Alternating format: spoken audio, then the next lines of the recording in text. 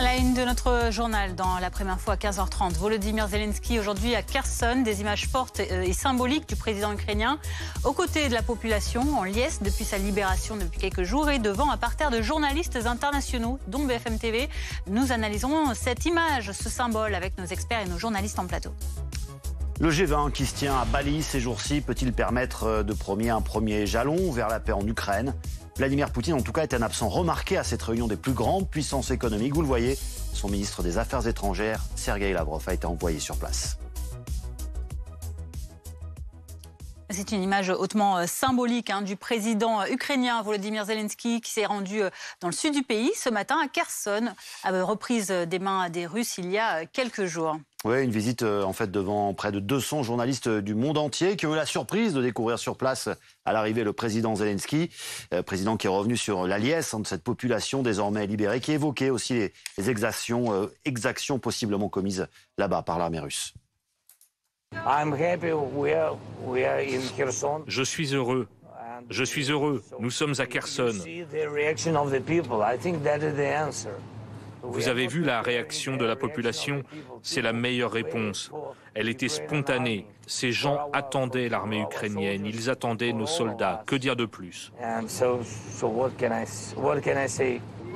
Avez-vous recensé des atrocités commises à Kherson? Je ne sais pas précisément. Je ne veux pas dire n'importe quoi. Sans doute des centaines. La prochaine étape?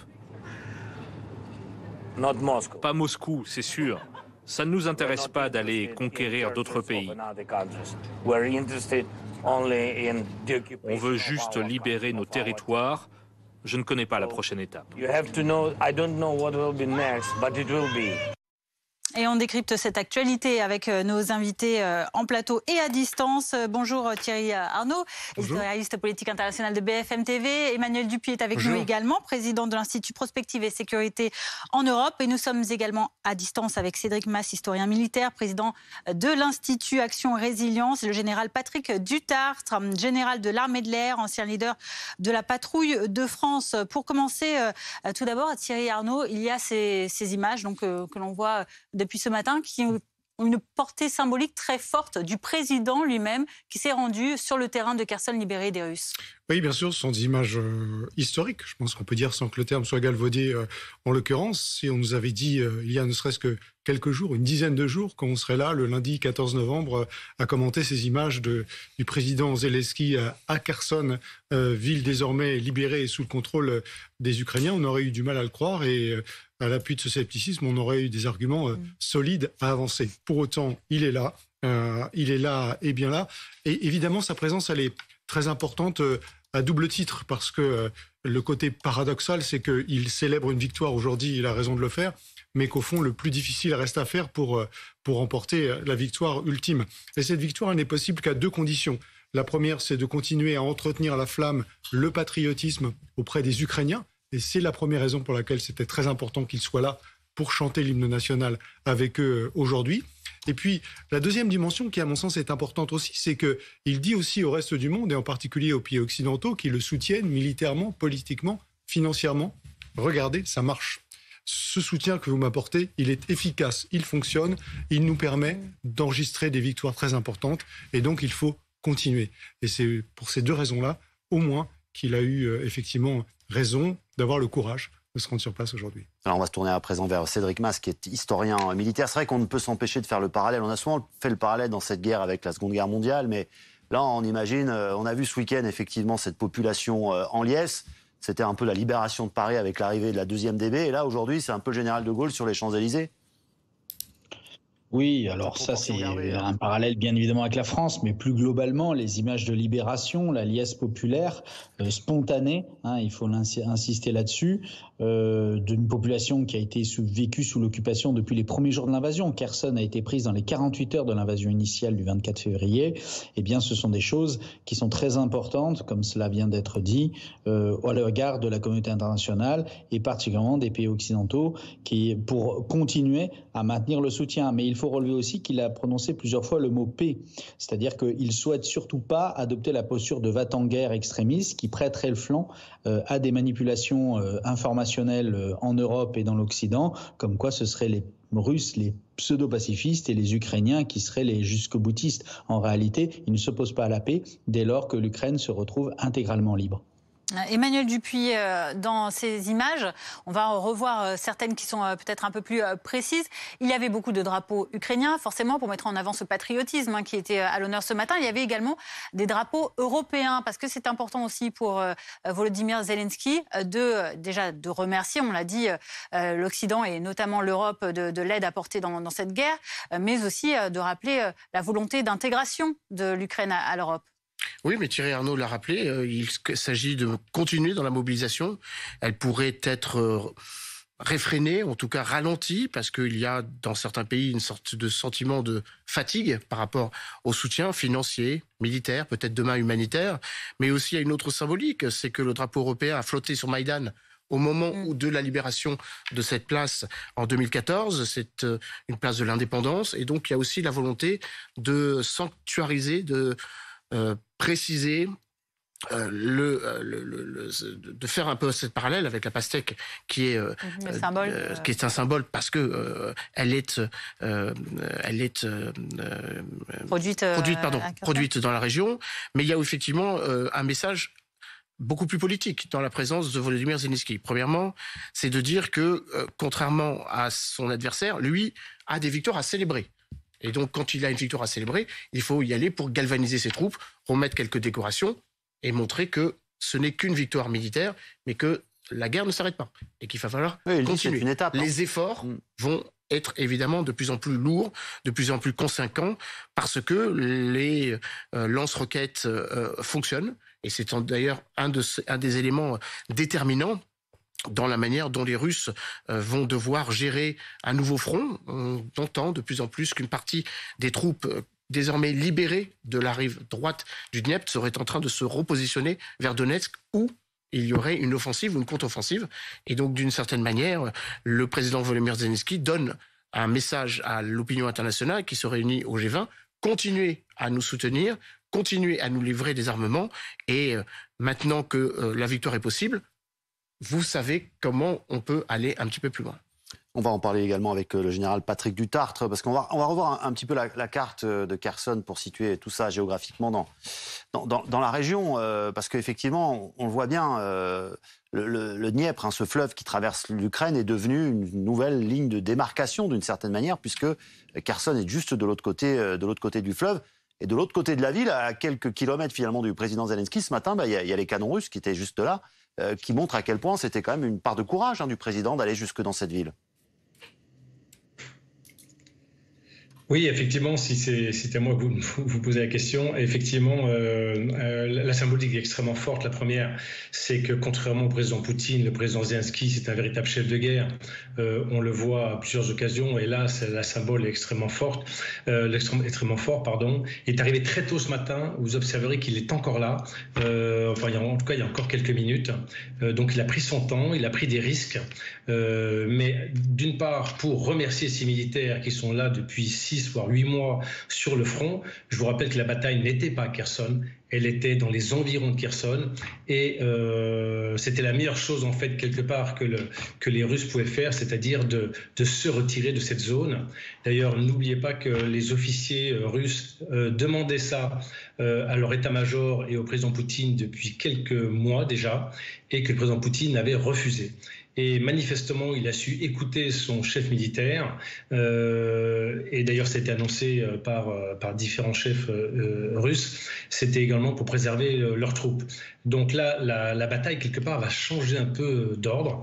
Pourquoi ? Parce qu'on avait auparavant 950 km de front. Maintenant, il y en a 300 de moins. 650 km de front. Donc, comme vous le disiez très justement, il va falloir repositionner les forces. Je pense qu'il va y avoir un moment d'observation de ce que font les Russes. C'est très important de savoir, parce qu'il semblerait que le président Poutine ait accepté de retirer ses forces de Kherson, avec comme échange le fait qu'on mette un effort ailleurs. Donc il va falloir être vigilant, notamment pour les Ukrainiens, sur à la fois bien sûr Bakhmout, mais qui n'a pas beaucoup bougé depuis des semaines, voire des mois, et puis éventuellement du côté de Zaporijjia. Il va falloir être vigilant. Et puis la même chose, les Ukrainiens vont pouvoir mettre tous leurs efforts aussi vers l'avancée qu'ils veulent produire maintenant. Thierry Arnaud, il y a donc cette question de l'après. Kherson, voilà, tout le monde est réjoui, y compris sur place évidemment, que la ville ait été libérée, une grande ville stratégique. Ce n'est pas fini, la guerre, on le rappelle à chaque fois. Et il y a notamment cette réunion qui a eu lieu à Ankara entre le directeur de la CIA américain, William Burns, avec son homologue russe. Une rencontre donc assez inédite entre deux personnes de cette acabit et dont les échanges ont notamment porté sur la question du risque nucléaire. Est-ce que ça, c'est une véritable crainte à avoir toujours aujourd'hui dans la suite de cette guerre ? Alors bien sûr, c'est un risque qui existe et qui a été brandi à plusieurs reprises par la Russie, en même temps dans un contexte précis et avec des mots eux aussi qui ont été choisis avec une grande précision. On était plutôt, j'allais dire, même si ça peut sembler paradoxal, dans une manière assez rationnelle de brandir la menace nucléaire et avec des précautions qui ont été prises pour jamais ne franchir un point de non-retour, ne serait-ce que dans la rhétorique. C'est la première fois que ces deux espions en chef se rencontrent physiquement depuis le début du conflit et à ce titre, c'est important. Ça montre que le dialogue continue. On sait qu'il a toujours existé entre les services de renseignement américains et les services de renseignement russes, qu'ils échangent régulièrement. Les états-majors continuent à échanger aussi. Et tout ça permet de maintenir quand même une forme de conversation rationnelle. Et j'emploie ce mot rationnel à dessein parce que ce qui est intéressant aussi dans le retrait russe de Kherson, c'est que c'est une décision rationnelle dans la gestion du conflit. C'est qu'on est arrivé à un moment donné où on a fait en quelque sorte le calcul des avantages et des inconvénients qu'il y avait à maintenir des 15-20 000 soldats à tout prix dans cette poche où ils étaient vulnérables, c'était coûteux, c'était difficile, ça ne rapportait pas grand-chose. Et on a fait le calcul rationnel de se retirer. Et ces différents signaux qu'il faut prendre évidemment avec toute la prudence qui s'impose, vont dans ce sens d'une analyse posée, plus rationnelle qu'on avait pu le redouter de la part de la Russie. Et c'est peut-être de ce point de vue plutôt rassurant. Et c'est dans ce contexte que se tient en ce moment le G20 du côté de Bali en Indonésie, avec les plus grandes puissances économiques du monde qui sont sur place avec leurs dirigeants, dont Joe Biden, bien sûr, qui a rencontré d'ailleurs peu avant Xi Jinping, le leader chinois, et qui évoque justement cette bataille, ou plutôt non-bataille de Kherson. Kherson qui se retrouve désormais en territoire ukrainien plutôt que russe. Premièrement, il s'agit d'une victoire de grande importance pour l'Ukraine, de grande importance. Je ne peux que applaudir le courage, la détermination, la capacité des populations ukrainiennes. On doit vraiment les féliciter. Il est difficile de dire à ce stade exactement ce que cela signifie. Mais nous allons continuer à aider les Ukrainiens à se défendre et nous n'allons pas commencer des négociations sans l'Ukraine. C'est une décision que l'Ukraine doit prendre elle-même. On va voir un ralentissement du fait de l'approche de l'hiver, des événements. Mais je crois qu'on va encore devoir attendre. Néanmoins, j'ai confiance. Je sais que la Russie, que Moscou ne poursuivra pas cette opération tout de suite. Cédric Mass, on vient d'entendre le président américain donc, qui est présent au G20 à Bali et qui s'exprime sur cette victoire qu'il considère importante à Kherson, qui continue de dire que les États-Unis aideront évidemment l'Ukraine, mais tout de même qui temporise, qui dit que voilà, tout n'est pas terminé et que la décision d'une négociation reste dans les mains de l'Ukraine. Ça, c'est important. Oui, en effet, c'est une inflexion puisqu'on avait cru comprendre par d'autres informations qui avaient filtré qu'à un moment donné, il avait pu reprocher au président Zelensky d'avoir une posture jusqu'au boutiste. Et là, finalement, on a d'un côté Zelensky qui parle de la paix à plusieurs reprises, tout en même temps qu'il fête la victoire de la libération de Kherson. Et de l'autre côté, le président américain qui dit si négociation il y a, ça ne sera pas à la demande des États-Unis, mais ça sera mené par les Ukrainiens, pour les Ukrainiens et à leur initiative. Donc là, on a une inflexion à ce niveau-là. On va retrouver également Alexis Cuvillier en plateau du service politique de BFM TV pour évoquer ce G20. Alors on le disait, Vladimir Poutine absent de marque, mais il a quand même envoyé quelqu'un, pas n'importe qui, son ministre des Affaires étrangères, Sergueï Lavrov, et apparemment on se bouscule pas trop pour faire une photo avec lui. C'est la grande question. Est-ce qu'il y aura la traditionnelle photo de famille à la fin de ce sommet du G20 à Bali? Sera-t-il possible de rassembler sur un même cliché tous les participants, y compris Sergueï Lavrov? De ce que l'on comprend du côté de l'Élysée, Emmanuel Macron ne met pas une opposition de principe sur cette question. En revanche, selon l'Élysée, il n'y aura pas de déclaration commune sur ce sujet de la guerre en Ukraine à la fin de ce sommet. C'est tout dire. C'est dire si l'Élysée se fait peu d'illusions en fait sur la possibilité de partager une position pour les différents pays membres du G20 sur ce sujet. À Bali, le président français va rester assez fidèle à la ligne qu'il s'est déjà fixée, c'est-à-dire tenter de mettre le plus de partenaires possible au diapason sur ce dossier ukrainien. C'est intéressant de voir les images de ce dîner. C'était le premier engagement officiel auquel participait Emmanuel Macron sur le sol indonésien. Pour cette première soirée, il a rencontré les présidents d'Afrique du Sud, d'Argentine, le président argentin qui était à Paris il y a quelques jours, aussi le président du Mexique. Ce sont des pays émergents qui ont une vision différente de la nôtre sur des enjeux qui concernent la Russie. Ça montre bien à quel point Paris essaye de rallier sur un certain nombre de questions ses partenaires sans jamais négliger totalement Vladimir Poutine. Emmanuel Macron, semble-t-il, ne s'attendait pas à rencontrer le chef du Kremlin à Bali, puisqu'il est isolé, vous le savez, et qu'il a choisi, et Vladimir Poutine, de ne pas se rendre sur place. Mais, nous dit l'Élysée, il y aura un échange téléphonique entre les deux hommes après ce G20. Et puis Alexis, il y a un autre moment fort pour Emmanuel Macron dans ce sommet, c'est qu'il va rencontrer demain le président chinois. Est-ce qu'on a déjà des éléments sur ce qu'ils vont se dire?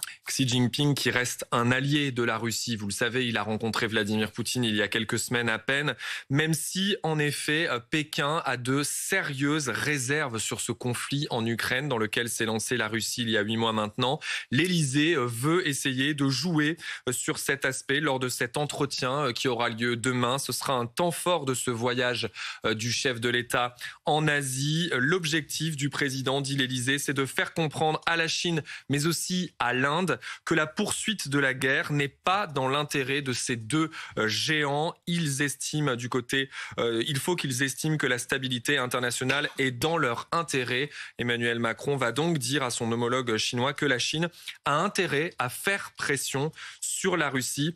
Peut-être est-ce une conséquence de la nouvelle configuration politique en France depuis des semaines, mais Emmanuel Macron est plus que jamais mobilisé sur ces sujets internationaux.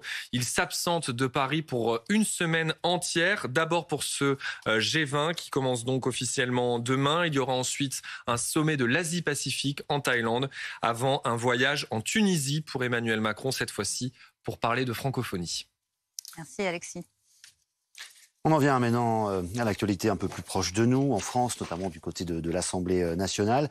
Vous vous souvenez sans doute de cette altercation qui avait opposé Cyril Hanouna, un député, Louis Boyard, de la France Insoumise.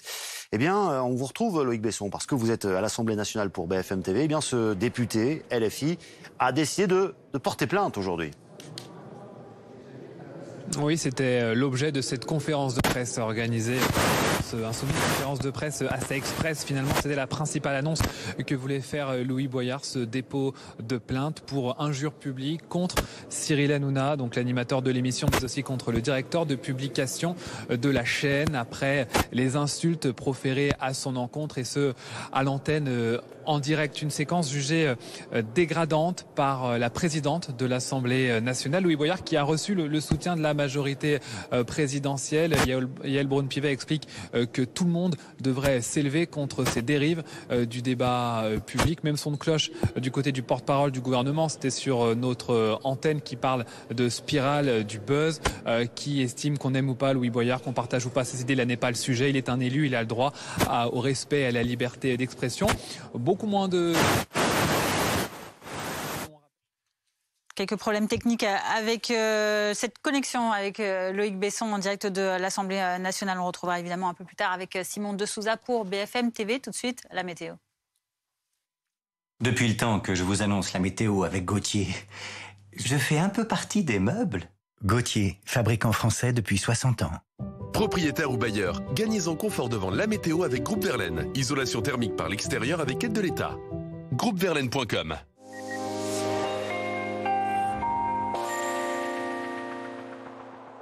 Bonjour à tous, le parapluie sera enfin nécessaire tout au long de la semaine et c'est tant mieux avec le retour d'un temps bien perturbé automnal. On surveille quand même la situation pour cet après-midi, notamment dans le sud-est pour le Gard, l'Hérault, les Bouches-du-Rhône avec d'importants cumuls de pluie attendus, 100 à 150 mm de pluie possible d'ici ce soir, avec des orages parfois stationnaires, donc grande prudence. Sinon, la perturbation arrivée ce matin par le nord-ouest que l'on retrouve du Massif central jusqu'à la Normandie. À l'arrière, le ciel de traîne avec quelques timides éclaircies. Ailleurs, c'est un ciel quand même assez chargé avec de la neige mais seulement en haute montagne. Pour les températures, ça reste 3 à 5 degrés au-dessus des normales de saison. Ça reste quand même doux malgré la pluie. 20 degrés le maximum à Perpignan et à Ajaccio. 14 pour la capitale, pour Nancy, 12 degrés à Lille. Et regardez, déjà demain, une nouvelle perturbation qui va arriver par le nord-ouest. Celle d'aujourd'hui que l'on retrouve dans le quart sud-est avec des pluies parfois orageuses et soutenues pour la partie occidentale de la Corse. Et puis le vent qui va bien souffler pour la Bretagne. On aura beaucoup de pluie d'ailleurs le matin en Bretagne. Grande vigilance, d'importants cumuls attendus. Et la perturbation qui va s'enfoncer un petit peu plus dans les terres. À l'arrière, retour de quelques éclaircies avec quand même une ambiance bien ventée pour les bords de Manche ou encore pour la façade atlantique. Les températures, elles restent très très douces sous la couverture nuageuse. On est loin des gelées, de 6 à 14 degrés en matinée. Et puis dans l'après-midi, on reste encore au-dessus des normales saisonnières avec jusqu'à 20 degrés toujours pour Perpignan, 11 le minimum à Rouen. Et puis regardez rapidement la suite du programme. Mercredi, c'est une nouvelle perturbation qui va arriver par le nord-ouest. On va surveiller le vent, notamment en Bretagne. Rafales qui peuvent atteindre les 100 km/h en fin de journée. Retour de beaucoup de soleil vers la Méditerranée. Et puis jeudi et vendredi, toujours ce ciel chargé, avec vendredi des températures en baisse. Tant qu'on ne me mettra pas au placard, je serai là pour clore la météo avec Gauthier. Fabricant français depuis 60 ans. C'était la météo avec Groupe Verlaine. Installation de centrales solaires en autoconsommation pour réduire vos factures d'électricité. Groupeverlaine.com. Peut-on encore inverser le réchauffement climatique? Nous devons tous prendre nos responsabilités, moi le premier. BFM TV vous emmène en 2050. On va vous raconter comment on a réussi à sauver notre avenir. Oui, Didit, on l'a fait, c'est le slogan de cette journée historique. Nos efforts ont payé. C'est la plus grande victoire depuis la Seconde Guerre mondiale, se félicite-t-on au sommet de l'État. Nous avons donc atteint la neutralité carbone. Ou pas. Une image à peine croyable au pied de Notre-Dame de Paris. On peut traverser la Seine à pied. Dunkerque, c'est la ville la plus basse. C'est la première qui a subi les conséquences de cette montée des eaux. Mais toutes les villes vont être touchées petit à petit. Que va-t-il se passer si nous faisons les efforts nécessaires ou si nous ne les faisons pas? 2050, ouvrons les yeux. Soirée exceptionnelle avec en invité la Première ministre Elisabeth Borne ce soir à 20h30 sur BFM TV. Et retrouvez des contenus inédits et une expérience immersive pour prolonger la soirée sur bfmtv.com.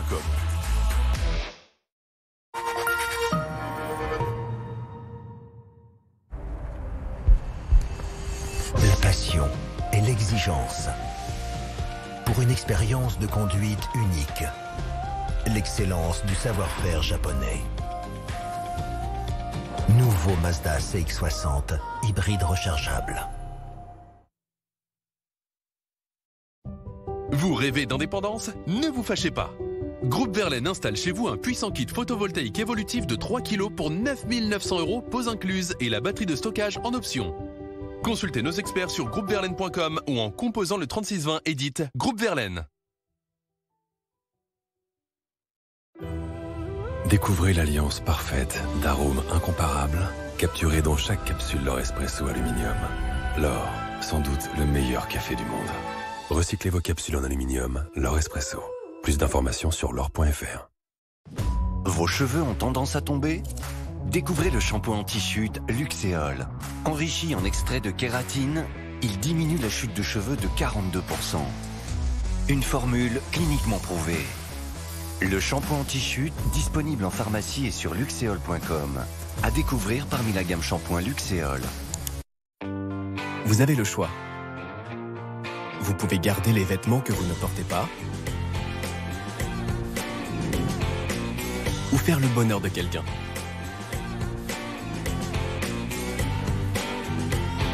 Vendez à des millions de personnes en France et ailleurs avec Vinted. c'est sans frais.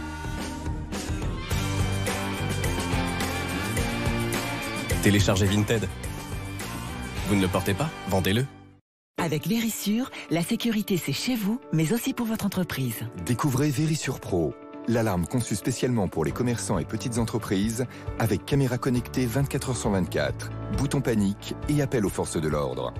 Vérissure Pro, notre meilleure protection pour vous les pros. N'attendez plus, rendez-vous sur vérissure.fr pour commencer votre devis en moins de 60 secondes. C'est sûr, c'est Vérissure. C'est le moment de répondre à la seule vraie question de la journée. Où partir en vacances cet hiver?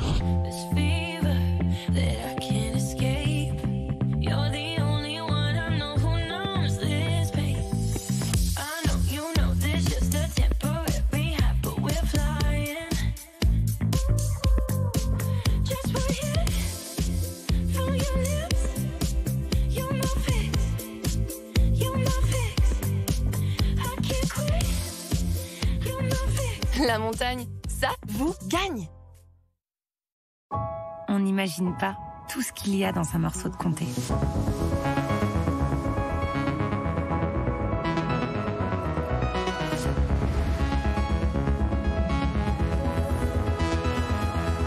Ce sont tous ces gestes qui font son goût unique. Comté, comté.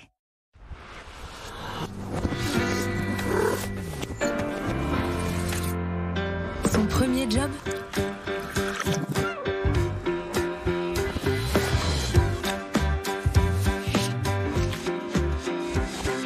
C'est grâce à votre veste de seconde main. Donnez une seconde vie à vos vêtements. Vendez-les sur Vinted et gagnez de l'argent. Ajoutez votre article, fixez votre prix et vendez sans frais. Tu ne le portes pas ? Vends-le. Hey, c'est pas Versailles ici. C'est pas Versailles ici. C'est pas Versailles ici. C'est pas Versailles ici.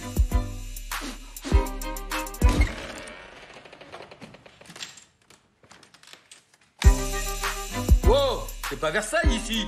Mais si c'est Versailles ici, les matelas Trianon en exclusivité à la compagnie du lit.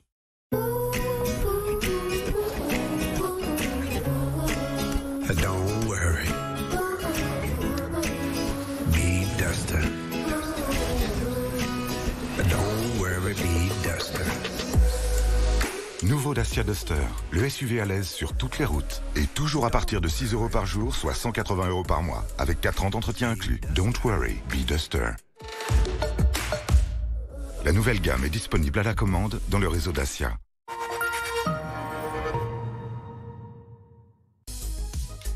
On approche de 16h. Merci d'être avec nous sur BFM TV. C'est sans doute l'image forte de cette journée. Le président ukrainien en visite à Kherson ce matin dans cette ville stratégique et tout juste libéré de l'occupation russe. Notre équipe était sur place. Elle nous racontera ce moment évidemment très fort pour la population. Quelles conséquences aura la défaite russe à Kherson sur Vladimir Poutine? Son pouvoir est-il menacé? Comment compte-t-il poursuivre son offensive en Ukraine? On en parle dans un instant avec nos invités. Vladimir Poutine qui est aussi le grand absent du G20 qui a débuté aujourd'hui à Bali en Indonésie. Mais il était remplacé par son ministre des Affaires étrangères, Sergueï Lavrov, sur qui des rumeurs ont couru concernant une hospitalisation. Mais avec une vidéo, il a voulu démentir ces informations. Et puis Louis Boyard a porté plainte contre Cyril Hanouna et contre la chaîne C8. Le député NUPES LFI insulté par l'animateur télé en plein direct de son émission. Louis Boyard s'est exprimé en conférence de presse cet après-midi. Tous les détails dans ce journal.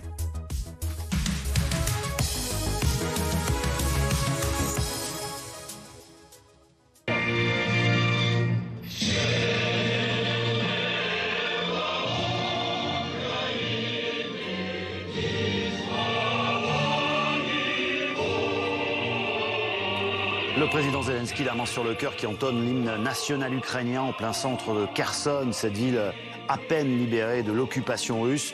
Voilà qui va rester évidemment une image marquante de cette guerre en Ukraine. On va quand même vous traduire quelques paroles pour ceux qui ne parlent pas couramment ukrainien. Nos ennemis périront comme la rosée au soleil, et nous aussi, frères, allons gouverner notre pays. Le président ukrainien à Kherson ce matin, protégé, vous le voyez, par plusieurs hommes en armes. Notre équipe était sur place, on en parlera dans un instant avec Élise Phillips, le président ukrainien qui a répondu en tout cas aux questions des journalistes. Et pour lui, eh bien évidemment, le retour de Kherson sous le giron ukrainien n'est qu'une étape.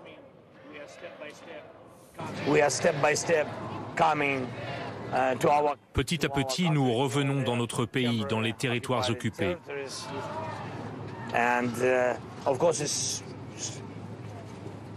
Je regrette que le chemin ait été si long, si difficile. La guerre a pris les meilleurs de nos héros.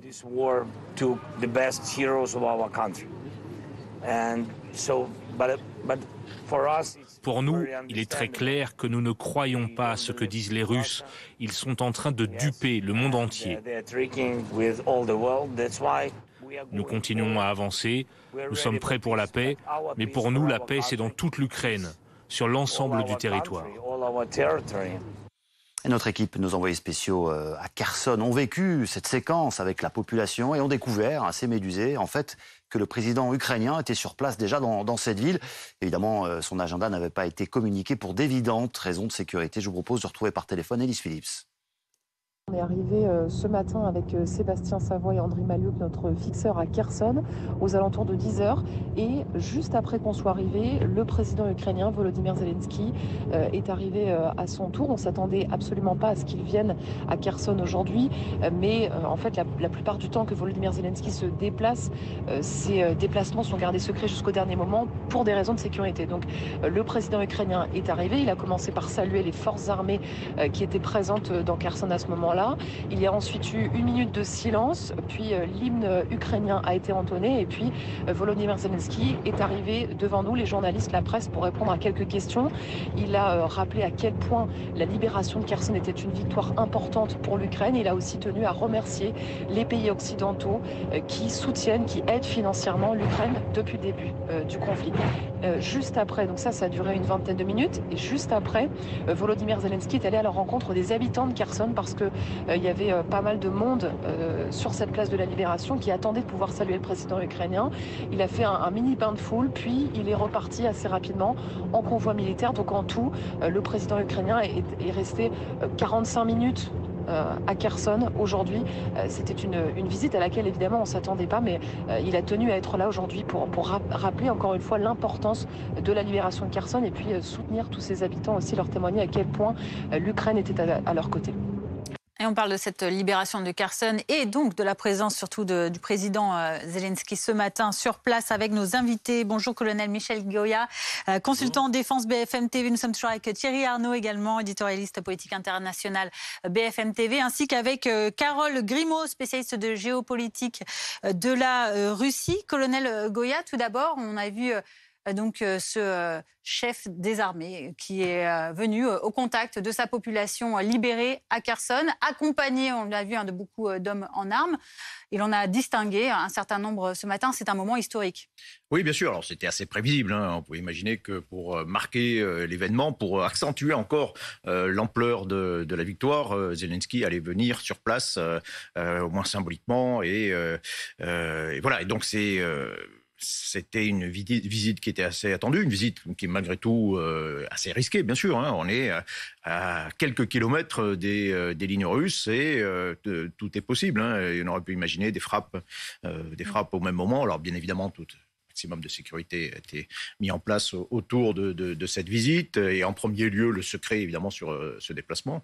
Mais voilà, c'est très important. On marque la libération, c'est la plus grande libération de ville depuis le début de cette guerre, plus grande libération opérée par des troupes ukrainiennes.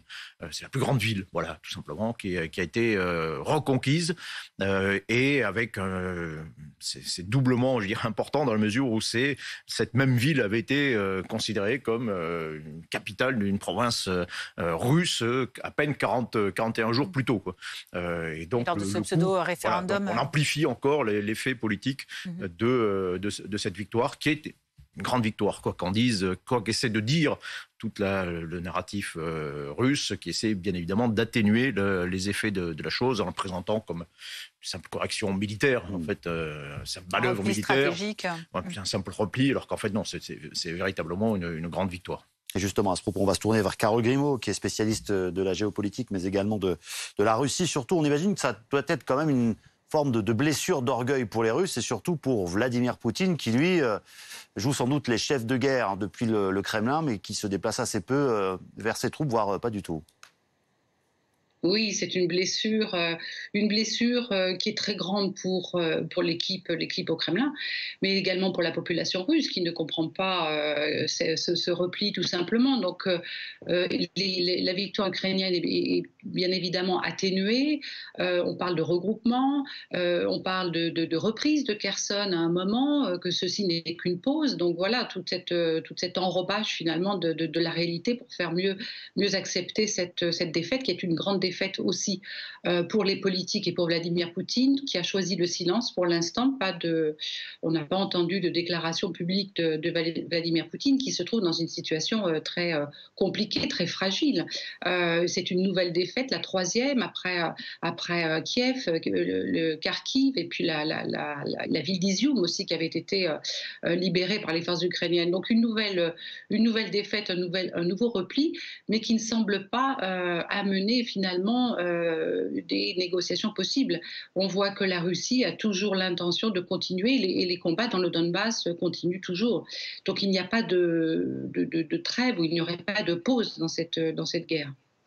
Marie Dumoulin nous a rejoint également, ex-diplomate, directrice du programme Europe et élargie. Justement, on va parler avec vous de ces négociations de paix. Est-ce qu'elles sont envisageables à ce stade? Est-ce que c'est trop tôt? On sait évidemment, comme vient de le dire Carole Grimaud, ce n'est pas à l'ordre du jour du côté russe, mais on a entendu Volodymyr Zelensky plusieurs fois évoquer le mot paix lors de ce déplacement à Kherson. Oui, pour les Ukrainiens, je crois qu'effectivement, ils sont dans une phase où ils sont à l'initiative dans le déroulement des opérations. Ils ont l'intention de continuer cette offensive parce qu'ils n'ont pas encore recouvré le contrôle du territoire qu'ils ont perdu depuis le mois de février. On sait, puisqu'à chaque fois que la Russie s'est retirée de nouvelles régions, et ça va être encore le cas à Kherson, les atrocités qu'elle a pu commettre pendant qu'elle occupait ces régions. Et donc il est extrêmement difficile pour les Ukrainiens de parler de négociations, sachant ce que les Russes font dans les territoires qu'ils contrôlent. On a entendu effectivement le président Zelensky parler davantage de paix et de la possibilité de négociation. C'est sans doute une manière de rectifier le message qu'il avait fait passer auparavant lorsqu'il avait dit qu'il ne serait pas question de négociation tant que Vladimir Poutine serait au pouvoir. Il semblerait que ses interlocuteurs, notamment américains, lui aient fait comprendre que ce type de message n'était pas forcément celui qu'on attendait de leur part et qu'il fallait laisser une place pour d'éventuelles négociations, mais on n'est clairement pas à ce stade dans une phase où les négociations vont être possibles dans l'immédiat, parce que les Russes n'y sont pas prêts. Ils ne sont pas prêts à restituer, en tout cas par la négociation, des territoires qu'ils viennent d'annexer, et parce que les Ukrainiens, eux, sont dans une phase où ils souhaitent reconquérir le plus de territoires possible avant d'engager ce type de négociation. Thierry Arnaud, je me tourne vers vous. Est-ce que ce type d'image, ces replis incessants finalement des Russes, notamment dans cette partie de l'Ukraine, peuvent à terme déstabiliser Vladimir Poutine? On sait que les critiques sont de plus en plus grandes, même si évidemment on aimerait être une petite souris au Kremlin, on ne sait pas forcément ce qui s'y trame précisément. Oui, exactement. Et je pense que c'est le prélude nécessaire à tout commentaire sur ce sujet-là. Il est incontestablement fragilisé. C'est la première fois en plus de 20 ans de pouvoir qu'il essuie des échecs successifs et qu'il ne peut plus dissimuler à la population russe. Et c'est ça qui a changé la donne pour lui. Le véritable moment de basculement étant l'annonce de la mobilisation de ces 300 000 soldats, où il a bien fallu expliquer pourquoi. Puisque si on refait le fil de l'histoire, on nous a expliqué que c'était une opération militaire spéciale pour délivrer les Russes, les minorités russes, en tout cas des Russes certainement, sans aucun doute à son avis, du joug de nazis qui les opprimait.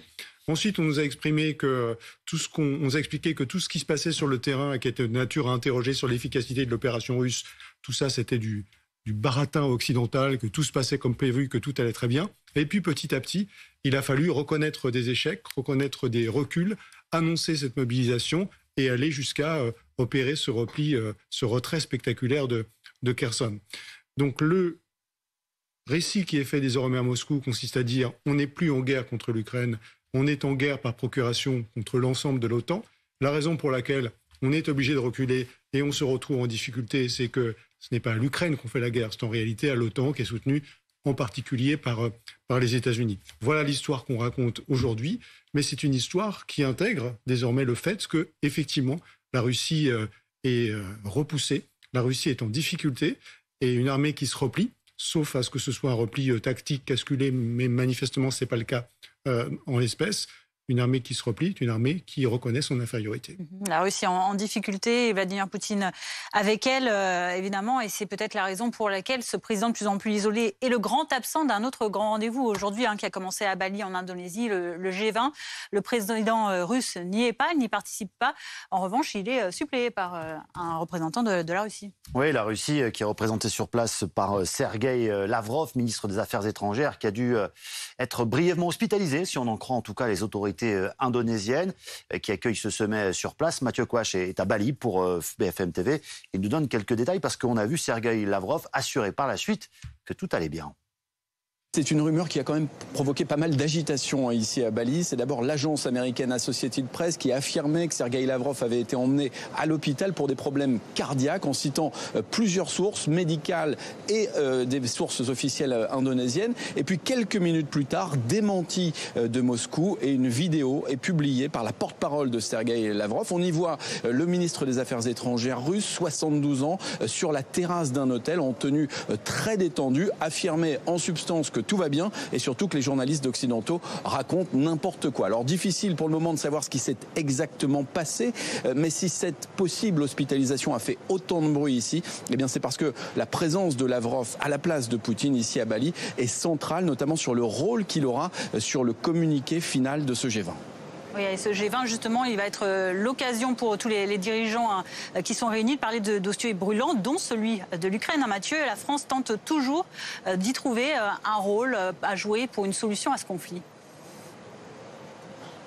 Oui, même si l'Elysée ne se fait pas beaucoup d'illusions justement sur les conclusions de ce sommet, il n'y aura pas de condamnation unanime de la guerre. La présence du ministre des Affaires étrangères russe rend cela impossible, mais le plus important, c'est la dynamique qui va s'instaurer, estime l'entourage du président de la République. Demain matin, Emmanuel Macron va rencontrer Xi Jinping. Il va tenter de faire comprendre au président chinois que la guerre n'est pas dans son intérêt, qu'il doit faire pression sur la Russie pour parvenir à une stabilité internationale dont profiterait la Chine, notamment sur le plan économique. Pour l'instant, la Chine, vous le savez, n'a pas condamné officiellement la guerre. C'est aussi d'ailleurs ce que dira Emmanuel Macron au Premier ministre indien mercredi. L'intérêt de ce G20, ce n'est pas de laisser, c'est de ne pas laisser le monde se diviser, estime l'Elysée. Emmanuel Macron continuera de parler à Vladimir Poutine. D'ailleurs, c'est ce qu'il fait depuis le début du conflit et il a prévu de l'appeler après le G20 dès son retour de Bali. En revanche, aucun ministre français ne devrait rencontrer Sergueï Lavrov ici à Bali. En tout cas, ça n'est pas prévu. Sera-t-il sur la photo de famille de ce sommet? Ça, c'est une autre question ici. Ça n'est pas évident. En tout cas, Emmanuel Macron, lui, ne voit pas d'inconvénient à poser à côté de Sergueï Lavrov si l'occasion se présente. Arnaud, on a quand même le sentiment que Sergueï Lavrov, envoyé en remplacement de Vladimir Poutine, n'est pas non plus si bienvenu que ça. Évidemment, on va éviter de faire les photos avec lui. Sa position est délicate dans ce dossier. Oui, c'est une position difficile. Alors d'abord, peut-être un petit commentaire sur cette image quand même assez surréaliste du ministre russe des Affaires étrangères. Pour montrer qu'il va bien, qu'il se porte bien. Avec son t-shirt de Jean-Michel Baca et son iPhone posé à côté, qui sont quand même deux incarnations de ce que les autorités russes et le président décrit désormais comme des forces sataniques. Exactement. Donc voilà, relevons ça quand même. L'Occident, l'Amérique. Relevons ça quand même au passage. Et oui, il est dans une position délicate. Alors, on dit de Sergueï Lavrov, sans que ce soit évidemment possible à vérifier complètement, qu'il était assez réticent vis-à-vis de cette opération militaire spéciale au début. Il n'a manifestement pas eu gain de cause. Et aujourd'hui, c'est à lui, effectivement, d'essayer de voir comment la Russie peut continuer à jouer un rôle dans des sommets internationaux de cette nature. Il n'aura pas la partie facile, mais il aura des interlocuteurs attentifs. Et c'est sans doute plus important ce qu'on ne saura pas de ces entretiens qu'il aura, parce que évidemment il continuera en public à nous livrer la langue de bois du Kremlin. Si ces conversations privées aboutissent à des résultats différents, sa présence aura été utile. Merci Thierry pour toutes ces précisions. Merci également à nos invités. On va rester en ligne avec vous. On va se retrouver d'ici une dizaine de minutes pour parler à nouveau de l'Ukraine. Mais on va revenir en France et plus particulièrement à l'Assemblée nationale. Après, vous savez, cette altercation assez vive qu'il y avait eu sur un plateau télé entre Cyril Hanouna et le député LFI Louis Boyard. Eh bien, l'élu de la France Insoumise a annoncé porter plainte contre l'animateur ainsi que contre le directeur de la publication de cette chaîne C8 où s'est passée la scène. Écoutez. Qu'on soit député ou non, un présentateur n'a pas à insulter quelqu'un en direct pour avoir critiqué le propriétaire de sa chaîne. Or, c'est justement le problème. Sur TPMP, il est devenu moins grave d'enfreindre la loi que de critiquer Bolloré. Cette impunité et les méthodes qui vont avec doivent cesser. C'est pour cette raison que j'ai décidé de porter plainte. Vincent Vantighem du service police-justice de BFM TV est avec nous. Une plainte donc a été déposée pour injure publique envers une personne chargée d'une mission de service public. Rappelez-nous tout d'abord les faits à l'origine de cette plainte. Alors il faut remonter à jeudi dernier, au 10 novembre, donc lors de l'émission Touche pas à mon poste, animée par Cyril Hanouna, le député LFI Louis Boyard est invité. Il est invité à la base pour parler de l'Ocean Viking et du sort des 234 migrants qui se trouvent alors à son bord. Mais au cours de la conversation, il finit par lier le sort des migrants au rôle tenu par certains industriels français en Afrique et notamment Vincent Bolloré. Sauf que Vincent Bolloré, c'est aussi le propriétaire de C8, la chaîne où il intervient. Et ça ne plaît pas du tout à Cyril Hanouna, d'autant plus que Cyril Hanouna rappelle au député LFI qu'il est, lui, un ancien chroniqueur de cette émission. Finalement, il lui reproche de mordre aujourd'hui la main qui l'a nourri avant qu'il ne devienne député. Et puis le ton monte très rapidement et finalement Cyril Hanouna se permet des insultes, tocard, bouffon, merde, et il sort quasiment de sa place de présentateur pour aller au contact du député sur le plateau, à tel point qu'on pense qu'ils vont en venir aux mains. Et finalement, le député Louis Boyard est obligé de quitter le plateau sous les huées du public. Et aujourd'hui, on le voit, donc il annonce ce dépôt de plainte avec constitution de partie civile, donc pour injure publique. On verra exactement comment ce sera reçu par le parquet de Paris, s'il s'agit de faits relevant de l'outrage envers quelqu'un qui est dépositaire d'un mandat électif, puisque Louis Boyard est député, ou d'une simple injure publique.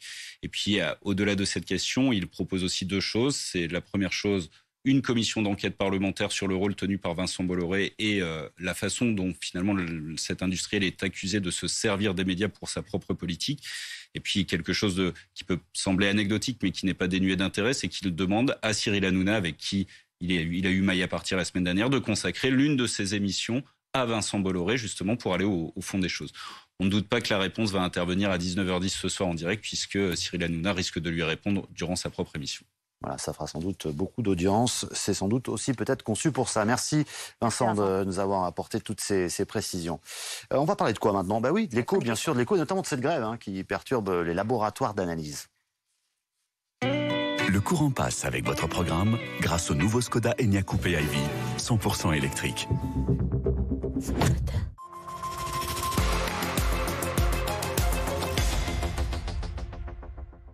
Bonjour Frédéric Bianchi. Aujourd'hui, il y a cette question parce que si on doit faire un test Covid par exemple ou une analyse sanguine, il va falloir trouver une solution parce que c'est porte close. Ce lundi, les professionnels de la biologie médicale sont en effet lancés dans une grève assez inédite. Si vous avez une analyse à faire avec urgence, il faut aller directement à l'hôpital. Vous avez de fortes chances de ne pas pouvoir rentrer dans votre laboratoire puisque sur les 4000 et quelques labos que compte le pays, ce sont 90 à 95% qui sont fermés aujourd'hui, qui sont en grève jusqu'à mercredi inclus, ne devraient pas réouvrir avant jeudi normalement. Alors la semaine dernière, ils avaient déjà entamé un bras de fer avec le gouvernement en ne transmettant pas les résultats de tests Covid au fichier national SIDEP, qui permet donc de suivre l'épidémie en temps réel. Donc voilà, ils sont vraiment très très remontés. Ah oui, à ce point-là, mais alors pourquoi ils sont si remontés contre l'exécutif ? Parce qu'on leur demande de se serrer la ceinture, un peu la ceinture. Eux, ils considèrent que c'est déjà trop. Alors ils protestent contre le projet de loi de finances de la sécurité sociale 2023, l'assurance maladie va leur imposer 250 millions d'euros d'économies, c'est-à-dire qu'elle va moins leur rembourser certains actes, que ce soit des tests PCR ou des analyses sanguines, par exemple. Sur les tests PCR, L'assurance maladie leur remboursait 27 €, ce sera plus que 25, donc la différence, ils vont devoir la payer eux-mêmes. Et le coup de rabot pourrait même être plus important. Ils ont tenu une réunion la semaine dernière avec l'assurance maladie qui leur a dit que ça pourrait augmenter même en 2024 et jusqu'en 2026 avec peut-être jusqu'à 300 millions d'euros d'économies à faire par an. Alors, les professionnels du secteur ont bien conscience qu'il va falloir un peu se serrer la ceinture et faire des efforts. Mais eux, ils auraient voulu une taxe exceptionnelle sur une seule année et pas ce coup de rabot annuel qui devrait se poursuivre pendant plusieurs années. Oui, parce qu'il faut bien le dire, le Covid, finalement, il a rapporté beaucoup au labo. Ça a été le jackpot. On va voir les chiffres pour les laboratoires. Alors oui, ils ont beaucoup investi. Oui, évidemment, ils ont été un rouage essentiel de la politique sanitaire pendant ces 2 ans.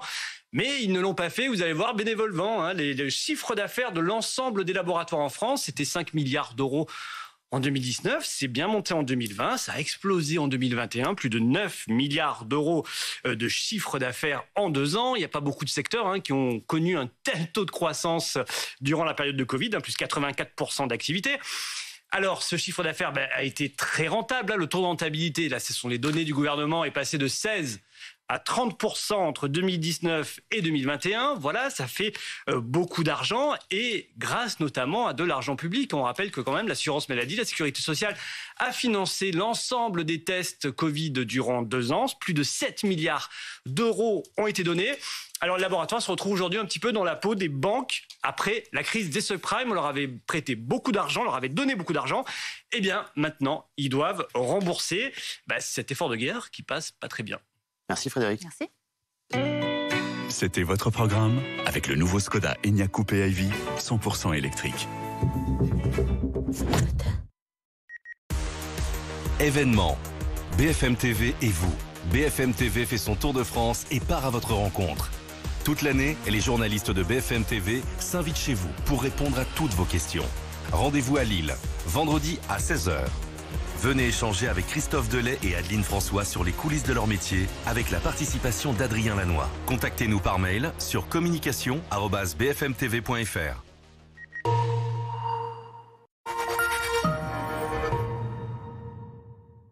C'est le moment de répondre à la seule vraie question de la journée. Où partir en vacances cet hiver ?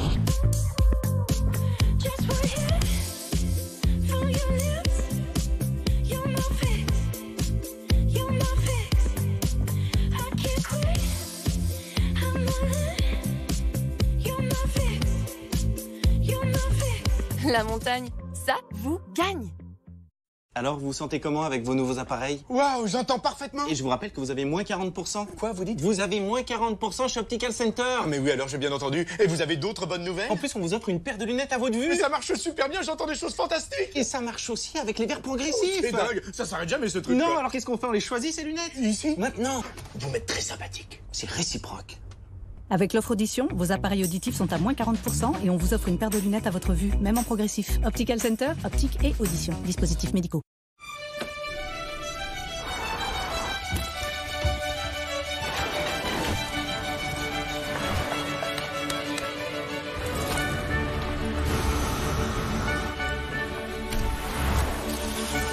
Pour ceux qui ne s'arrêtent jamais. Nouvelle utilitaire Renault Kangoo Van E-Tech 100% électrique, jusqu'à 300 km d'autonomie. Avant le 31 décembre, profitez jusqu'à 5 000 € de bonus écologique et jusqu'à 7 000 € de prime à la conversion.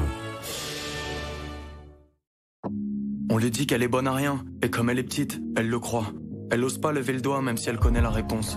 Elle rigole en disant je suis nul, ça devient sa marque de fabrique. L'école, elle n'essaie même plus. Trop sûre que ce n'est pas son truc. Elle s'en fiche, elle oublie, elle dit l'avenir, on verra bien. Des talents, elle en a. C'est juste qu'elle n'est pas au courant. En vrai, trop de parcours se terminent en impasse.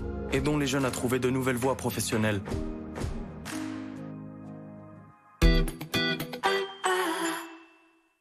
Qu'est-ce que tu crois, chérie? Qu'un génie va apparaître pour nous aider à vendre la maison? Arthurimo.com. Il a dit arthurimo.com, là. Et pourquoi arthurimo.com? Agent et expert immobilier, double compétence. Évaluez le prix de votre bien sur arthurimo.com. Propriétaire ou bailleur, en isolant et ravalant votre maison par l'extérieur, restez au frais l'été et au chaud l'hiver. Augmentez la performance énergétique et la valeur de votre bien. Baissez vos factures de chauffage jusqu'à moins 75%. Inscrivez-vous vite sur groupeverlaine.com ou appelez le 3620 et dites Groupe Verlaine. Groupe Verlaine, on t'aime. On lui dit qu'elle est bonne à rien. Et comme elle est petite, elle le croit. Elle rigole en disant je suis nulle. Elle dit l'avenir, on verra bien. En vrai, trop de parcours se terminent en impasse. Aidons les jeunes à trouver de nouvelles voies professionnelles.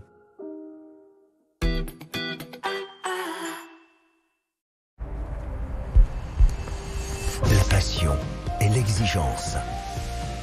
Pour une expérience de conduite unique. L'excellence du savoir-faire japonais. Nouveau Mazda CX-60, hybride rechargeable. Vous êtes en route, on vous attend. La gueule est déjà prête. La Martinique, elle vous aime. Pour que ma vision devienne réalité, mes verres progressifs Varilux m'offrent une vision ultra nette de près comme de loin, avec une transition fluide. Voir sans limite, c'est vivre sans limite. Varilux, un verre Essilor, dispositif médical. 9 porteurs sur 10 sont convaincus par les verres Varilux. Satisfaction garantie chez les opticiens Essilor experts.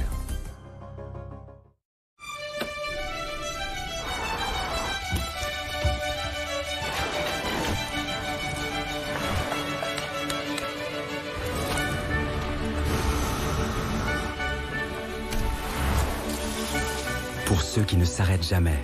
Nouvelle utilitaire Renault Kangoo Van E-Tech 100% électrique, jusqu'à 300 km d'autonomie. Avant le 31 décembre, profitez jusqu'à 5 000 € de bonus écologique et jusqu'à 7 000 € de prime à la conversion. Du coup, je le mets où celui-là? Direct Assurance, bonjour. Oui, j'ai souscrit sur votre site hier soir. Résultat, mon appart est déjà assuré. Bravo. On m'avait dit que vous étiez super. Et ben vous savez quoi? Vous êtes les meilleurs. Et pour 2, 3, 4 contrats souscrits, c'est 2, 3, 4 mois remboursés. Vous rêvez d'indépendance? Ne vous fâchez pas. Groupe Verlaine installe chez vous un puissant kit photovoltaïque évolutif de 3 kg pour 9 900 €, pose incluse et la batterie de stockage en option. Consultez nos experts sur groupeverlaine.com ou en composant le 3620 et dites Groupe Verlaine. Oui, elles sont électriques. Mais ce n'est pas tout. Quand elles se rechargent, vous vous ressourcez. Vivez de nouvelles émotions au rythme de la ville. Avec leur design fascinant, elles subliment vos horizons. Elles sont innovantes, électriques et tellement plus encore.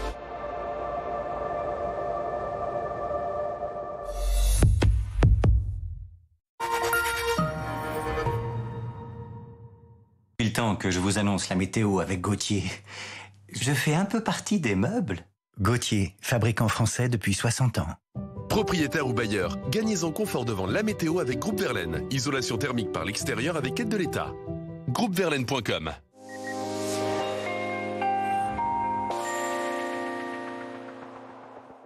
Attention aux orages diluviens qui concernent actuellement le sud-est du pays, notamment l'Hérault, le Gard, tous deux placés en vigilance orange, puis inondations et orages jusqu'à ce soir au moins.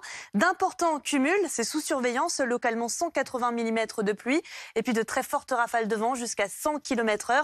Un risque de grêle aussi, ça devrait s'estomper au fil des heures, enfin en tout cas dans la nuit, puisque jusqu'à au moins minuit, ces deux départements seront en vigilance orange. À l'arrière, nous retrouvons la perturbation arrivée ce matin, donc du massif central en allant jusqu'à la Normandie, avec quand même des précipitations moindres que dans le sud-est, et puis le ciel de traîne dans le nord-ouest, avec quelques belles éclaircies, un temps clément aussi pour l'île de Beauté. Côté température, ça reste très doux, avec la couverture nuageuse, malgré les précipitations. On est souvent 3 à 5 degrés au-dessus des normales de saison. Le maximum à Perpignan ou encore en Corse, à Ajaccio, 20 degrés. Et puis pour demain, rebelote, une nouvelle perturbation va arriver par le nord-ouest, assez active, avec des pluies parfois soutenues, du vent sensible pour la Bretagne, et puis remarquez que ça va se calmer quand même dans le sud-est, sauf en Corse, à l'ouest de l'île de Beauté, avec d'importants cumuls, là aussi 50 à 60 mm de pluie. Côté température, on est très loin des gelées matinales, encore une fois, 6 à 14 degrés pour votre matinée, le maximum à Marseille, ou encore dans le Pays Basque qui en aura 18 degrés dans l'après-midi. C'est stationnaire à Paris avec 14 degrés, 11 degrés attendus à Rouen, et la fin de semaine qui s'annonce tout aussi agitée avec quand même le retour du soleil en Méditerranée. On ne me mettra pas au placard, je serai là pour clore la météo avec Gauthier. Fabricant français depuis 60 ans. C'était la météo avec Groupe Verlaine. Installation de centrales solaires en autoconsommation pour réduire vos factures d'électricité. Groupeverlaine.com. Bientôt 16h30 sur BFM TV. Bienvenue à vous si vous nous rejoignez dans l'après-info à la une de l'actualité. Volodymyr Zelensky à Kherson. Des images fortes et symboliques du président ukrainien aux côtés de la population en liesse depuis sa libération, entouré de ses soldats héroïques et devant un parterre de journalistes internationaux. Nous retrouvons Elise Phillips en Ukraine qui a vécu ce moment historique et nous en parlerons en plateau avec nos experts et nos invités. Le G20 qui se tient en ce moment à Bali peut-il permettre de poser un premier jalon vers la paix en Ukraine? Vladimir Poutine est un absent remarqué à cette réunion des plus grandes puissances économiques du monde. Vous le voyez, il a envoyé sur place son ministre des Affaires étrangères, Sergueï Lavrov. L'image est donc hautement symbolique. Le président ukrainien Volodymyr Zelensky s'est rendu ce matin dans le sud du pays, à Kherson, reprise des mains des soldats russes il y a quelques jours. Effectivement, on y sera en direct d'ailleurs dans un court instant. On va retrouver nos envoyés spéciaux. Visite effectivement devant plusieurs centaines de journalistes venus du monde entier. Chant de l'hymne national, décoration de militaires aussi et une population en liesse. On retrouve sur place le reportage de Sébastien Savoie, Elise Phillips avec Jules Boiteau. La main sur le cœur. Entouré de dizaines de soldats et d'habitants de Kherson, Volodymyr Zelensky entonne l'hymne ukrainien. Pour notre liberté, nous donnerons nos âmes et nos corps. Des paroles très symboliques face au drapeau bleu et jaune, hissé de nouveau sur le bâtiment de l'administration régionale.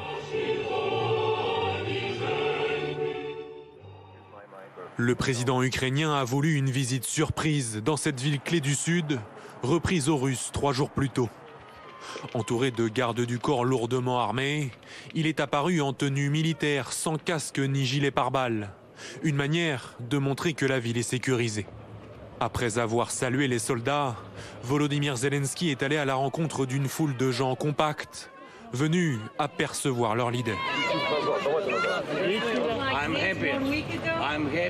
Je suis heureux. Je suis heureux. Nous sommes à Kherson. Vous avez vu la réaction de la population? C'est la meilleure réponse. Elle était spontanée. Ces gens attendaient l'armée ukrainienne. Ils attendaient nos soldats. Que dire de plus?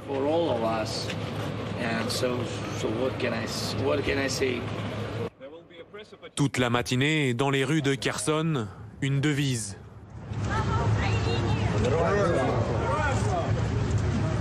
Des soldats ukrainiens dépeints comme des héros et qui ont payé un prix humain très élevé selon le président pour chasser les forces du Kremlin. Derrière eux, les soldats russes auraient laissé de nouveaux charniers comme à Boutcha ou Izium. Pour le président ukrainien, difficile de les quantifier pour le moment.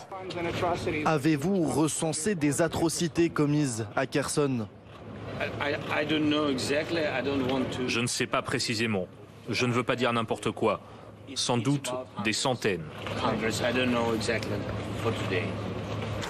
À l'entrée de la ville, sur les murs et les véhicules abandonnés, ses habitants couvrent la lettre Z, synonyme d'invasion russe, par les couleurs ukrainiennes. Dans leur esprit, les traumatismes de l'occupation sont toujours bien présents. Pendant la guerre, les jeunes étaient arrêtés et fouillés. Ils nous terrorisaient. Ils étaient pires que les fascistes. Sur la place centrale de la ville, c'est le soulagement qui domine. Nous n'avons pas d'électricité dans la ville, pas d'eau, pas de chauffage, pas de connexion mobile, pas de connexion Internet. Mais nous n'avons pas de Russes, et j'en suis extrêmement heureux. Partout en Ukraine, la contre-offensive se poursuit. Dans la région de Louhansk, 12 localités seraient repassées sous contrôle ukrainien, selon le gouverneur local. On prend la direction de l'Ukraine pour vous retrouver, Elise Phillips. Vous êtes notre envoyé spécial sur place. Actuellement, vous êtes à Mykolaiv, mais ce matin, vous étiez justement à Kherson. Vous avez assisté à cette visite restée très secrète du président Zelensky. Racontez-nous cet événement. Eh bien oui, avec Sébastien Savoie et André Maliouk, notre fixeur, on est allé à Kherson, on a passé la journée là-bas aujourd'hui et on est arrivé ce matin et quelques minutes après seulement, on a vu donc le président ukrainien Volodymyr Zelensky arriver sur cette place de la Libération dans cette ville qui a donc été reprise aux mains des Russes il y a quelques jours à peine. On ne s'attendait pas à ce que Volodymyr Zelensky soit présent aujourd'hui à Kherson, mais en fait la plupart du temps, quand le président ukrainien se déplace un peu partout, eh bien ses visites sont gardées secrètes jusqu'au dernier moment pour des raisons de sécurité. Donc le président est arrivé aux alentours de 10h30. Comme d'habitude, il était en tenue militaire, il ne portait pas de casque, pas de gilet pare-balles, mais il avait un dispositif de sécurité très important qu'il suivait en permanence. Il a commencé par aller saluer les forces armées. On l'a ensuite vu se recueillir pendant 1 minute de silence, puis il est venu devant nous, les journalistes, la presse, il a répondu à quelques questions. Il a rappelé l'importance de cette victoire, de cette libération de Kherson. Il a ensuite rappelé à quel point les soldats s'étaient battus et avaient payé un prix élevé. Et puis vers la fin de la conférence de presse, il a aussi eu un trait d'humour en fait quand un journaliste lui a demandé quelles étaient les futures avancées de l'armée ukrainienne. Là, Volodymyr Zelensky a répondu pas Moscou, nous ne sommes pas intéressés par les territoires des autres pays. Et ça a beaucoup fait rire dans l'assistance. Et puis ensuite, juste après avoir répondu aux questions des journalistes, le président ukrainien est allé donc saluer la foule parce que sur le bord de la route et sur cette place de la Libération à Kherson, il y avait beaucoup d'habitants qui étaient là, qui ne savaient pas non plus que le président serait là, mais quand ils l'ont vu arriver, eh bien, ils sont restés sur place pour pouvoir le saluer. Le président a fait un mini bain de foule donc, dans cette foule avec ses habitants de Kherson, leur a rappelé le soutien de toute l'Ukraine et puis ensuite il est reparti avec son dispositif de sécurité en fourgon blindé. Donc en tout, le président ukrainien est resté environ 30-45 minutes sur place ce matin à Kherson. Élise Phillips, en direct de la région de Kherson, envoyé spécial avec Sébastien Savoie en Ukraine. Merci à vous. Michel Goya, je vous tourne vers vous parce que c'est vrai qu'on voit ce président Zelensky qui est sans gilet pare-balles. Alors certes, il y a des hommes en armes autour de lui qui sont là pour le protéger, mais enfin, il y a quelques kilomètres de distance des coups de canon possibles des Russes. C'est quand même assez courageux de sa part. Oui, bien sûr. On notera au passage qu'il va dans une ville qui, normalement, a voté à 87% son désir absolu d'être russe pour toujours. Oui. Et donc, un milieu qui, normalement, aurait d'être particulièrement hostile. Donc voilà, c'est évidemment un pied de nez aussi à Vladimir Poutine, qui, lui, n'a pas osé même poser un pied, pour l'instant, dans les territoires occupés en Ukraine et, normalement, nouvellement russes, selon lui. Alors oui, bien sûr, c'est une prise de risque, évidemment. C'était attendu, on attendait cette visite, évidemment. Mais c'est une prise de risque dans la ville elle-même et peut-être surtout, comme vous l'avez souligné, parce que les forces russes sont de l'autre côté du fleuve. Donc, elles sont à quelques kilomètres, elles sont susceptibles toujours de frapper, mais par leur artillerie, tout simplement, dans le cœur de la ville. Mais bien évidemment, les mesures de sécurité ont été respectées, et en particulier le secret sur ce déplacement, sur quelle heure, quel endroit précisément, et qui a permis, il n'est pas resté très longtemps, il est resté moins d'une heure. Moins d'une heure, oui. Voilà, donc sans laisser le temps, d'une certaine façon, aux Russes de pouvoir organiser quelque chose. Donc politiquement, c'est bien joué. Il accentue encore l'impact de cette victoire, qui est une victoire considérable, pas forcément dans ses effets militaires, quoique on pourra en parler, mais dans ses effets politiques très importants. Chaque grande victoire, c'est un coup porté à la Russie, un coup porté à l'armée russe, un coup porté au pouvoir politique de l'armée russe. Donc ça, c'est véritablement la deuxième en l'espace de grande victoire en l'espace de 2 mois et surtout il est dans une dynamique où il peut espérer avoir encore d'autres grandes victoires et d'autres ébranlements pour la partie russe. Carole Grimaud, vous êtes toujours avec nous, un spécialiste de la géopolitique de la Russie. On l'a dit, on n'entend pas Vladimir Poutine commenter évidemment cette victoire ukrainienne à Kherson, cette défaite russe à Kherson.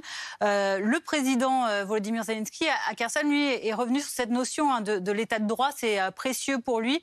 C'est un message qu'il adresse au président russe. Oui, c'est un message, bien sûr, qu'il adresse au président russe. Kherson a été reprise donc par le côté ukrainien. La réponse du Kremlin ne s'est pas fait attendre longtemps, puisque c'est Peskov qui annonce que Kherson est russe. Donc, on est toujours dans de toute façon, cet habillage russe qui a posé donc ces territoires-là comme étant russes suite au référendum qui n'ont pas été reconnus. Donc, ils restent de toute façon dans cette rhétorique-là. Il n'y a pas eu d'annonce du côté du Kremlin, en tout cas de Vladimir Poutine, concernant ce retrait, qui est présenté comme un regroupement, donc une pause dans la guerre. Mais bien sûr, les déceptions ont été très vives. Déceptions au sein de la population, au sein de la population pro-russe qui ne comprend pas ce qui se passe après d'autres villes comme Izium, d'autres retraits. On leur a promis donc ce territoire russe pour toujours, et là les troupes s'en retirent. Donc c'est une situation très compliquée pour Vladimir Poutine. Il est dans une position très fragile. Il y a le parti de la guerre, ceux qui poussent pour continuer cette guerre, qui sont arrivés, qui ont conscience d'être arrivés à un point de non-retour, et ce qu'ils craignent peut-être plus que la continuité de la guerre, c'est des négociations et un traité de paix qu'ils ont peur de ressembler plutôt à un traité de Versailles, et les lourdes négociations, les lourdes compensations qu'ils devraient avoir à payer à l'Ukraine. Donc ils sont finalement pris dans un cercle vicieux qui fait que la guerre, pour certains d'entre eux, leur garantit donc leur place au Kremlin. Ils savent très bien que des négociations, un traité de paix les renverserait. Je veux dire, le régime changerait, serait remplacé, parce que la population n'accepterait pas que cette équipe-là, qui s'est lancée donc dans cette guerre, en revienne non victorieuse. On voit à Kherson évidemment beaucoup de drapeaux ukrainiens, tiens Arnaud, c'est bien normal, mais on a aperçu aussi sur des images le drapeau européen. Et ça, c'est quand même un symbole assez fort de cette population qui est visiblement très attachée à la partie occidentale du continent. Oui, parce que parmi les symboles du jour et parmi les messages que Volodymyr Zelensky s'applique à envoyer à l'occasion de ce déplacement à Kherson, il y a aussi des messages au reste du monde, singulièrement à l'Occident, singulièrement à l'Europe, auquel il dit au fond, vous voyez, vous nous soutenez à coups de milliards, vous nous soutenez militairement, politiquement, diplomatiquement, financièrement, et ce soutien, il marche. Et donc, on vous en est reconnaissant, il l'a dit à l'occasion de son déplacement à Kherson, vous constatez que ça marche, et donc on peut continuer. Et on peut continuer dans la direction que l'on souhaite, à la fois militairement, mais aussi diplomatiquement. Et on considère, et on le marque à cette occasion, que la place de l'Ukraine est au sein de l'Union européenne. Merci beaucoup à vous trois d'être intervenus cet après-midi pour nous aider à décrypter cette actualité du jour, donc la visite de Volodymyr Zelensky à Kherson ce matin. Restez avec nous, merci de nous avoir suivis dans l'après-midi info. Dans un instant, vous allez retrouver Alain Marchal et Olivier Truchot pour BFM Story. Vous êtes une bonne fin d'après-midi sur BFM TV. Bien entendu. À demain. Et tout de suite la météo.